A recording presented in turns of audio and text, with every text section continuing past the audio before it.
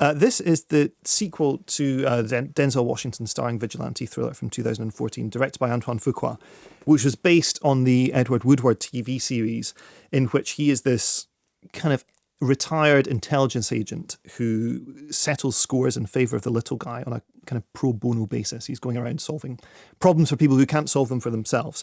I couldn't remember whether I'd seen the first film or not, and then someone said to me it's the one in which Denzel Washington works in B&Q. I was like, oh yeah, of course. So he is in this DIY superstore having this quiet life. That's his new job after the intelligence services. He ends up saving Chloe Grace Moretz from the Russian mob, and that's the kind of story. Now, Denzel Washington doesn't do sequels. That's been a feature of his career to date. This is the first official sequel that he's done, but actually it needn't be, because the film kind of starts on a completely clean slate. All you need to know is that he is this guy who is settling scores quietly for people so they don't realise who's intervening, but things have been intervened on their behalf. And now he's working as a driver for an app-based minicab network, not that one, the other one. And then he's fixing injustices on the side, often with people who blow through the cab. So he will listen to them, he'll realise there's something amiss in their life, and he will intervene. And the way in which, this is a film that is entirely built on Denzel Washington's star persona. The film works to the extent that Denzel Washington works in that role, and I think he works really well. Indeed, he has this collection of different tasks that he's trying to solve before the main plot kicks in. One of them involves looking out for a young aspiring artist who's played by Ashton Sanders from Moonlight. He was Chiron in the middle sequence of that film. Who is this very talented artist, but he's also being led astray by some of his friends. And here's a moment in which Denzel's character, Robert McCall, confronts him about this. Should make the building do that. That's what they supposed to do. Supposed to do and will do are two different things, Miles. Well, they got painting companies around here. I know they charge $600-700 to do the job. I know that. All right. I'll do this for $350. You? Yeah. I'm an artist, man. I go to Bridgeview Arts. I got special talent. Yes, you do. And it takes talent to make money. But it takes brains to keep it, Miles. Yeah, well, I'm out here making my money, man. Short money, Miles. That's short money. I tell you what, 350's a little high, but I appreciate the offer. So basically, the best way to explain how this film works is to actually talk about the not the pre-credit sequence, but it's the first problem that he solves in this film, which is that he brings back a daughter has been abducted by her father and taken to Turkey.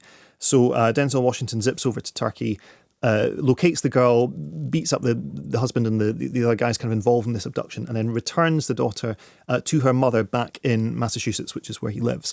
And the mother runs a bookshop, and he does it anonymously. And then he comes to the bookshop one day just as a customer, because one of the features of the McCall character is that he's always reading interesting kind of weighty books. In fact, the first thing we see him do is reading the Ta-Nehisi Coates book, the Between the World and Me. So he has this kind of very cultured reading list.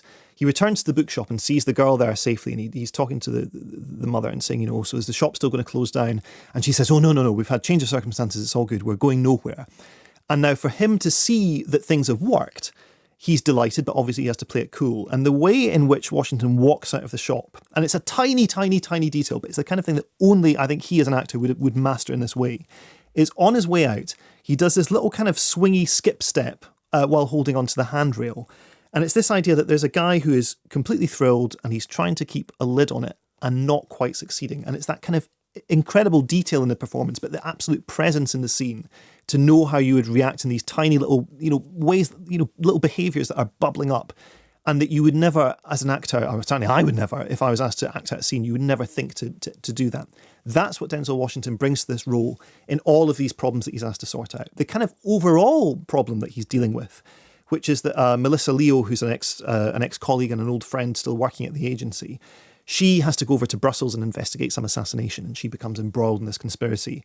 That story doesn't really kick in until about 45 minutes into the film. It's not anywhere near enough to sustain the film. So a lot of it is to do with these other things he's up to. He's trying to find this Holocaust survivor. He's trying to find a painting of his sister, which has vanished at some point in his life. There's a girl who's been horribly mistreated by these Wolf of Wall Street types who he has to go and take revenge on. All these things go on.